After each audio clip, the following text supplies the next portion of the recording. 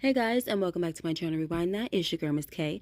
If this is your first time coming across my channel, welcome. Please be sure to subscribe if you like the vibe and hit that notification bell so you know when I upload more videos like this one. Alright guys, today I'm going to be completing the playlist for The Watcher. I have done all the episodes except episode number 2, so this is for the playlist. So to be clear, I'm going to be recapping The Watcher episode 2 called Blood Sacrifice.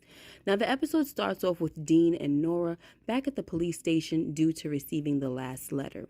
The detective tells Dean that they're running DNA on the last envelope now because Dean has accused him of not doing anything.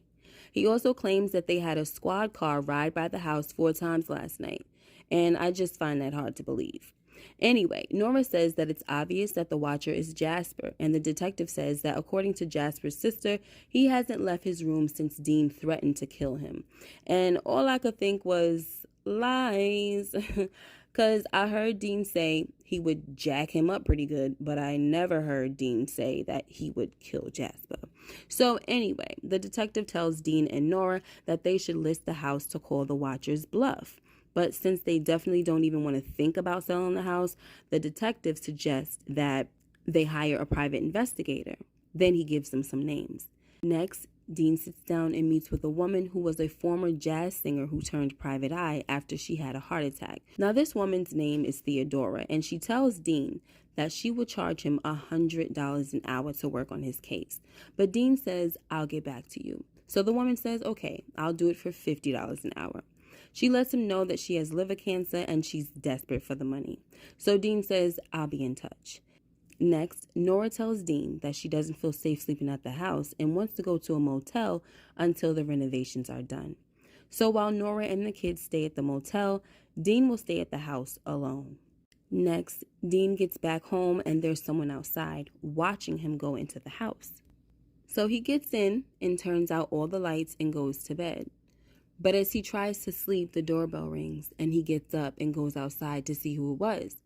And I'm sorry, but I'm not doing that, okay? Folks are just going to have to believe that no one's home. So anyway, as he's on the porch, someone is watching him from a distance, and we can see that they have a black glove on. Then music starts playing over the intercom and Dean goes back into the house and he finds a room with the intercom in it and he turns it off. But then we see someone in all black walk past the doorway. So now someone is in the freaking house with him.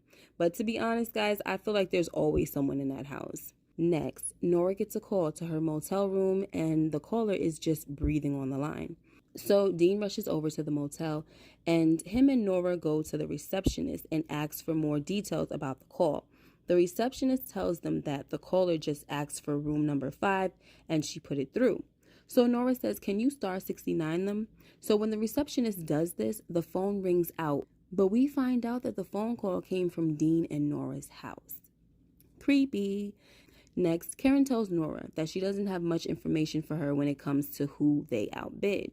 She tells Nora that all she knows is that it was an LLC, and that doesn't require names.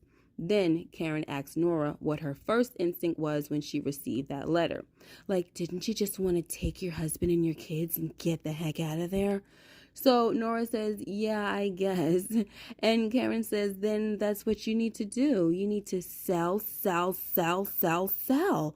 Like she was chancing it or something. So Karen then tells Nora that she could be her realtor and that she could sell the house in a weekend, but she needs to take off $500K.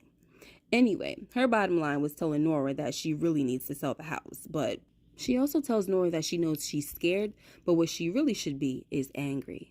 Next, Nora tells Dean that she wants to sell the house, but later lets him know that she doesn't want to just run away and give up on the house. So meanwhile, they got Dakota putting up these simple door barricades at the motel, and when he's done, he comes out and tells them that he can post up at night and just watch for any signs of trouble for about $20 an hour.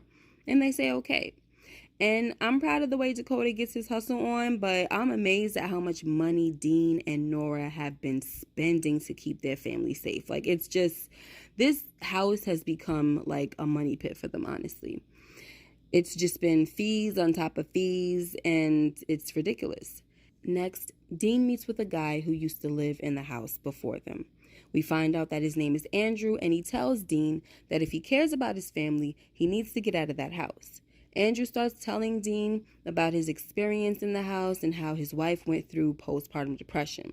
So the neighbors Mitch and Mo offered to babysit their son, Caleb. So one day, 3-year-old Caleb tells Andrew that he saw a bunch of old people at Mitch and Mo's house, and they were standing in a circle in red robes, chanting, and Caleb saw a dead baby on an altar. I can't get into details about what they did to this baby, guys, but the point is that it's a cult situation, and Andrew later finds out that a 3-month-old went missing out of his crib one night. So, of course, Andrew stops sending his child to Mitch and Mo's. So then the letters start coming, and Andrew shows these letters to Dean. In one of the letters, the watcher asks Andrew if he thought about killing his wife, Rose.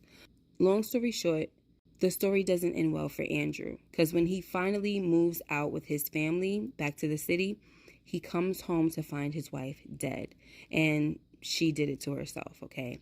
So the turning point for Andrew to get out of the house was when his wife told him that she found Big Mo in the basement drinking the blood from Caleb's hand after he got a cut. And it was obvious that Big Mo got into the house through a secret tunnel or something. So when Dean asks Andrew who he sold the house to, Andrew tells him that it was sold to an LLC. Like, here we go with the LLC thing again. Next, Ellie sneaks out of the motel room and she makes her way to Dakota, who's supposed to be watching the freaking room. She tells Dakota that she wants to go for a swim and convinces him to leave his post, and he does. She also convinces him to go swimming with him, then wants him to kiss her, and I was like, oh boy. Next, Big Mo confronts Dean about the noise the contractors are making so early in the morning. She tells Dean that the house is perfect the way it is and they're gonna ruin it. So that's when Dean was like, oh, so you've been in the house? And Mo says, of course I have. And Dean was like, how? How'd you get in? Back door tunnel? And Mo was like, I don't know what you're talking about. So Dean says, just get off my property. And Mo says, I'm going to be making lots of journal entries. I'm watching you. So Dean says, I know it's you writing those letters, and now I'm watching you. Next, Dean gets to work and he finds out that he was passed over for partner, which is very bad for him because he needs the money, okay? Unfortunately, Dean keeps this information from his wife, and we know that secrets are not going to help anything. Next, as Dean lays in bed, he's awakened by the sound of gunshots, but when he looks outside, he sees nothing. But the next day, when he tells Nora that he's positive the watcher is Mitch and Mo, the next thing they hear is sirens outside. So they go outside and find out that Mitch and Mo are dead. Apparently, Mitch killed Mo, then offed himself. And their son was out there too, blaming Dean, saying that they did that because he threatened them and that his mom put it in a letter that she left. Next, in the last scene, Dean is home alone and he's in bed when he decides to pleasure himself.